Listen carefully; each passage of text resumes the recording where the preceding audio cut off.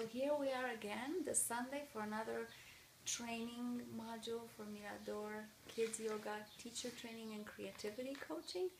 And I'm so thrilled as we're waiting for the rest of our group to get together. It's a beautiful day. You might hear the birds.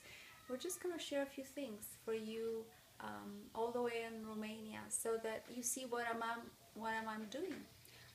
Veți vedea ce am făcut în ultimul timp, ce fel de proiecte creative cu yoga și coaching și cum ajutăm învățătorii și profesorii aici în clase sau după orele de curs să inventeze, să creeze ceva minunat pentru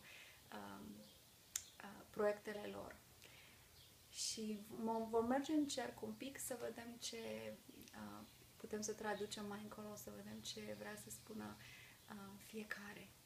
It's so nice to connect and because I cannot be there for this reunion in May of this year, I am thrilled that we could do something like this. So now we'll have my friend Brenda maybe share a couple of things about what she's doing with us here every Sunday for 7 or more Sundays. Mm-hmm.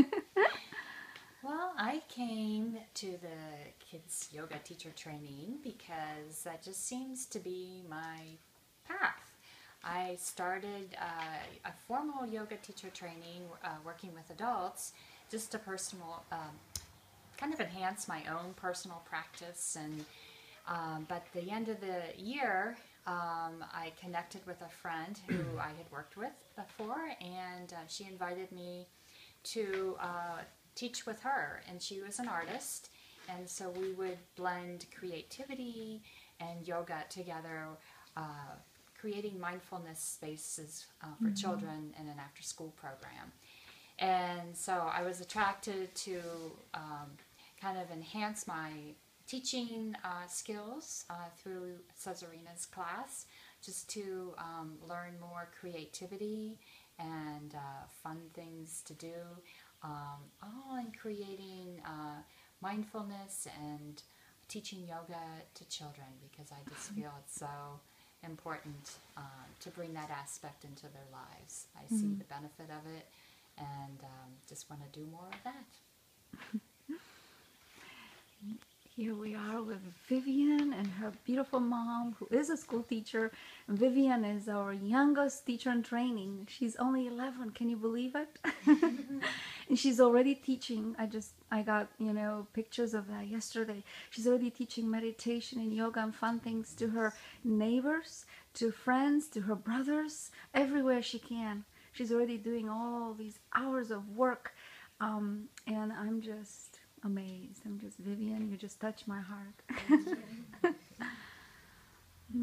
Diana, share, how is this helping you? What do you plan to do with all of this later?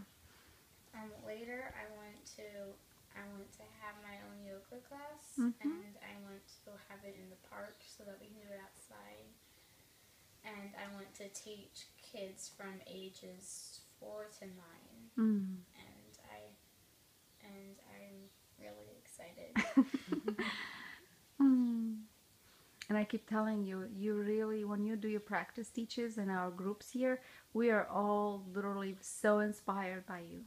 And I want you to hear that again. You have this natural, and keep telling your mom, your mom will have to maybe sometime witness you teach here in the group, because she literally,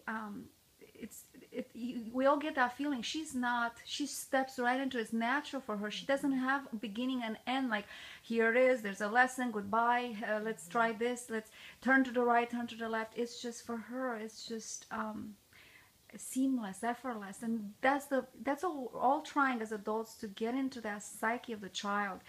Children are present in the moment. You've got that. You've got it because you understand them, not just your age, but beyond that. You've got the little brothers that you understand their psychology. So it's so refreshing that you are in our training. I love it.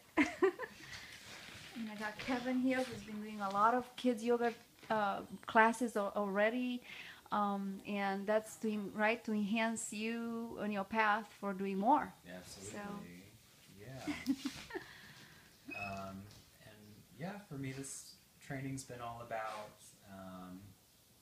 being creative and imaginative, and yeah, I'd really like there to not be any limits to the people who I'm able to share my practice with, and who I can connect with in that way. So anything to expand on that, and you know, and then just making yoga, being able to do this in a very formal way, and then in a fun kind of out of the box way is just really awesome. So Yeah.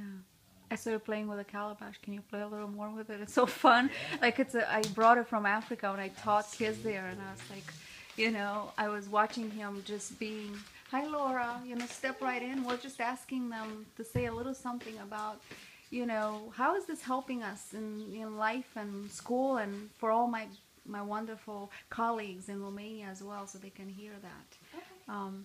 So I was watching Kevin turn this calabash earlier, and I said, it's like you're turning the cosmos. You're moving. It's not just the calabash I brought from Africa, where they turn it the other way in Africa, and then they just have like rings on their fingers, and then they like that, and then they tap and they drum. And I thought it has that primal energy. You know, it's beautiful to use for our toning circle. But Laura's here. She's a school teacher, so she's a 7 and 8th grade? 7th, 8th grade, yeah. Yeah. And do you want to maybe share with them a little bit about how you're using this? How is this helping you maybe in your teaching already? Sure. So since I've started training with Cesarina at Mirador, I have started an after-school yoga club. Right now I'm just doing it for volunteer when I have the free time, but I am hoping that it will be a consistent club that I begin next fall with a brand new school year. Already though, there have been a significant amount of students who are really excited about it, who have been asking me about it. I've been getting contacted by parents and other teachers as well. That's beautiful. And probably one of my favorite parts right now of teaching the yoga class is our relaxation at the end. It's really cool to ask them afterward, what did you experience? How did you feel? And I feel like at that point, I'm actually, something's changed, something's happened. And then I'm noticing it in my classes too. When I have these kids, they'll start doing things like, oh, I'm so tense, I'm stressed out, I need to, you know, do this pose. Ms. Ringer, can I stand up and do this pose for a second, or can I lay down and stretch out my back hurts? I said, sure. So I have students in my class laying on the floor or standing above their seats, and thankfully I've really... and they probably think you're a fun teacher because you're giving them that break. Because a lot of teachers, you know, it's like worksheets. Right. So, and I know I was thinking if I wasn't their age, I would not be able to do all those worksheets. I'm thinking, what if I was their age right now? I would go crazy with those worksheets. You gotta blend something fun so they like you more, and then they'll cooperate with you. You want them to like you. Yeah, there's nothing wrong as being a teacher for students liking you. That's a whole myth. If they don't like you, you're doing something right. I don't believe in that. But then when you have yesterday I had a girl whose back was hurting because she was hunched in a desk all day, and she's complaining about that. So I showed her something she could do with a partner, and her and her friend, they were giggling, but they were having fun on the floor in a corner doing that. Of course, all the other students are looking. What are they doing? Can they do that too? So then out of nowhere, all these kids are up and trying to get into this pose these other two kids are doing to stretch out their backs. And at that moment, the principal walks in. He looks around, and he looks at me. He's like, yoga? I said, yep. He's like, awesome. And then he walks out. Wow. So that's a huge thing to have this principal that's really supportive of what I'm doing. Different things they have to introduce. Yeah, because not all principals would be like that. Exactly. Wow. Yeah. And I'm noticing students are being more patient, more forgiving with each other.